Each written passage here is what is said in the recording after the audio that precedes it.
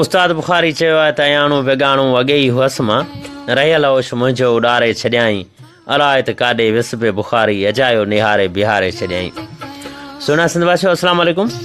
उस्ताद बुखारी जन सेटुनि सां तव्हांजी आजियां था कयूं। मुंहिंजो अव्हां सां मुखातिब थियण जो मक़सदु अॼु ख़ासि तौर ते इहो त असांजे इंतिहाई प्यारे दोस्त शाइर सागर अमीन वाढे तव्हांजे लाइ असांजे लाइ हिकिड़ो फेसबुक जी दुनिया में हिकिड़ो ज़बरदस्त पेज आंदो आहे लाड़ जो आवाज़। पेज लाड़ जो आवाज़ तव्हां ॿुधंदो त उन में तव्हांखे ॿुधण जे लाइ मिलंदा ख़ूबसूरत मौसीक़ी जा रंग, उन खां अलावा रेडियो जे मशहूरु कंपेरनि जा रेडियो जा प्रोग्राम ऐं ख़ूबसूरत यादूं यादि कहाणियूं ऐं ख़ूबसूरत अज़ीम शाइरनि जी रिकॉर्ड थियल शाइरी। त हिन पेज में इलाही सारो मज़ो आहे, इलाही सारो सुरूर आहे ऐं जेॾी महिल बि तव्हांखे वक़्तु मिले थो त तव्हां जेकॾहिं हिन ख़ूबसूरत पेज खे विज़िट कंदा त तव्हांखे नयूं ऐं सुहिणियूं शयूं ॿुधण जे लाइ मिलंदियूं ऐं कुझु उहे शयूं तव्हांखे ॿुधण जे लाइ मिलंदियूं जेके हिन वक़्त ते नायाब आहिनि।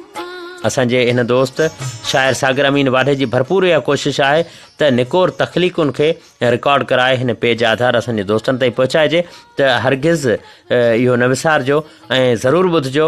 पेज लाड़ जो आवाज़ फेसबुक ते तव्हां सर्च कंदो लाड़ जो आवाज़ त बिल्कुलु तव्हांखे इहो पेज मिली वेंदो। हिन पेज में तव्हांखे ख़ूबसूरत खोड़ सारो मवादु मिलंदो जेको तव्हां ॿुधंदा त इनशाला तव्हांखे ज़रूरु पसंदि ईंदो। हिन पेज जो एडमिन आहे शाइर सागर अमीन वाढो। संदसि मोबाइल नंबर तव्हांखे ॿुधाईंदो हलां 4341 जी हा 4341 1192 787 0341 1192 787 0341 1192 787 *341 1192 787। ही असांजे हिन दोस्त जो कॉन्टेक्ट नंबर आहे ऐं पेज जो नालो आहे लाड़ जो आवाज़, जेको आहे पाण सभिनी जो आवाज़। अखियुनि में मिहोगी जी मौसम रखी वियो, रुआं कीअं न मूं ते इहो कमु रखी वियो, वरीअ जे अंदर खे नवां ॾंभ ॾेई वियो ऐं कालो के ज़ख़्मनि ते मरहम रखी वियो।